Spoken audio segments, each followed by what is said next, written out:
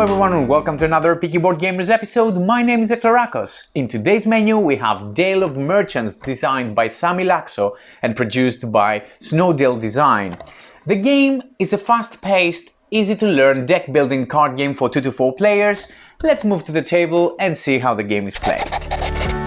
In Dale of Merchants, each player is using a personal deck of animal folk and trash cards. Player can use these cards to acquire new cards from the market.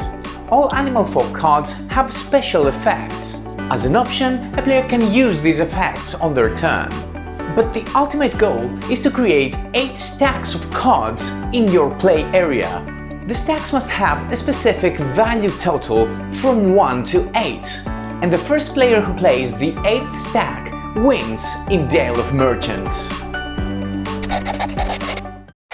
Here we see the collection box with additional cards and material from all expansions of the game. However, in the normal game we only need junk cards and a specific number of townsfolk card sets. This number is equal to the number of players plus 1, so in my 2 players example I will need 3 townsfolk sets. Players can collectively choose the ones they wish to play with. Otherwise, they can choose at random using these deck selection cards. This deck contains 1 card from each townsfolk set. So all you need to do is shuffle this deck and randomly draw cards equal to the required sets. These cards also contain a description in brief about the philosophy of these cards' powers. Other than that, these cards are not used in the game. So I need to take the dealing giant pandas, the lively slender mongooses, and the experimenting platypuses. Next you need all the junk cards and 1 market board which is placed in the middle of the table. Townsfolk cards have a number in the top left corner which is the value of the card, and each deck ranges from 5 to 1. During setup you need to separate all the 1 value cards. Then you must give each player a value 1 card from each townsfolk set. After all players take their initial cards, you return leftover 1 cards back in the box. Then you shuffle all 2 to 5 value cards to create a face-down stack next to the market board. Then you populate the market board using cards moving from right to left. You place these cards facing upwards. Then each player adds to the initial cards a number of junk cards so that they have 10 cards. So this player would gain 7 junk cards. Then players shuffle all their cards together to form their personal deck. Then, as a starting hand, each player draws the top 5 cards from their personal deck. The rest of the junk cards are placed as a supply next to the market board. Choose a player at random to be the starting player, and the game is now ready to start. In the game, players alternate turns, starting with the first player and then continuing clockwise. A player's turn consists of an action phase and then a cleanup phase. In the action phase, the player has to choose 1 of 4 different actions. There is a market, a technique, a stall, and an inventory action. I will now explain each one of the actions. With the market action, the player can buy a new card from the market. The cost to buy a card is determined by the card's value in the top left corner plus any modifier on top. So the cost to buy this card is 2 plus 1, 3. You can pay this cost by discarding cards from your hand that total the required value. So by spending these 3 cards, I could gain this one. You can only buy 1 card on each turn. The new card and the used cards are placed in any order onto the player's discard pile, and that's the end of the action. The next action is to play a card with the technique effect. Cards are distinguished to 3 types. We have technique cards, passive cards, and rubbish cards, which actually do nothing except than being used to pay for buying a new card from the market. So with this action, the player can play an effect of a technique card. I will explain how you can play passive cards in a bit.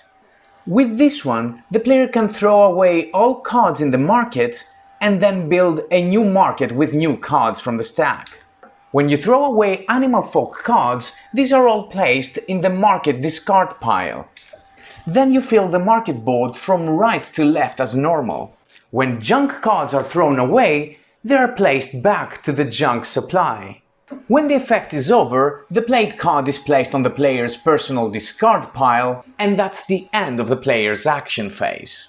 Very important, if the played card has a plus on the top left corner, then the player can proceed and take an additional action, which can be any of the 4 actions I'm explaining. So I could go on and play, for example, another technique card. And if that one has the plus symbol as well, then I go on with the 3rd action, and so on and so forth.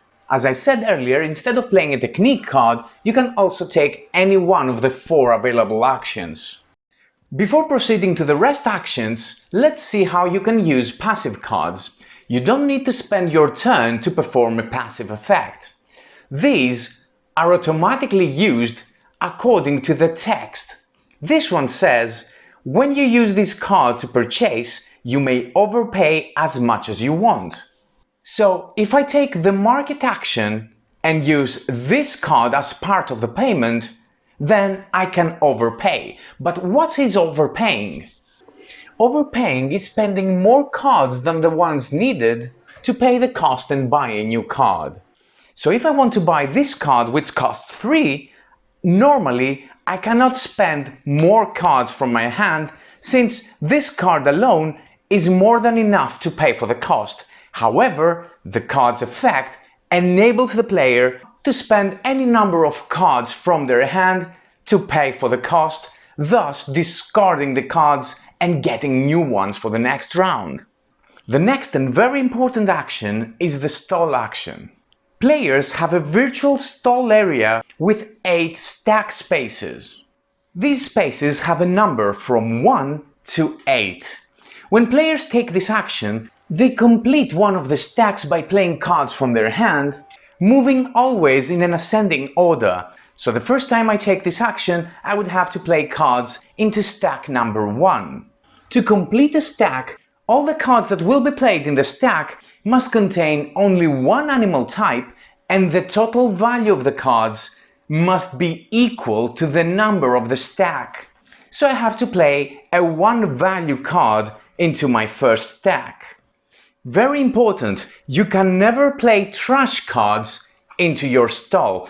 And as the text says, this card cannot usually be included in a stack. The next time the player takes this action, would have to fill stack number 2. A player can also play multiple cards to complete a stack, as long as all cards belong to the same tribe. Important, you cannot partially build a stack. You have to play all the required cards that add up to the value of the stack in one action. The first player that plays the 8th stack onto their stall automatically wins the game. Finally, with the inventory action, the player can spend 1 turn to discard any number of cards from their hand in any order onto their discard pile. In the cleanup phase, the player first adds to their hand cards from their personal supply to reach their hand size. Hand size is 5 cards unless altered from other effects. So this player here would have to draw another 4 cards. If the player's personal deck ever depletes, you reshuffle the personal discard pile to form a new deck. Then, if there are cards missing from the market board, you shift all cards to the right and then fill the empty spaces from right to left. If the market stack ever depletes, you shuffle the market discard pile to form a new stack, and then you continue drawing cards. After this step, the player's turn is over and game proceeds with the next player clockwisely. And that was Dale of Merchants, and I hope you liked the video. If you like our videos and want to see more, please subscribe to my channel. Until next time, have fun and play more board games.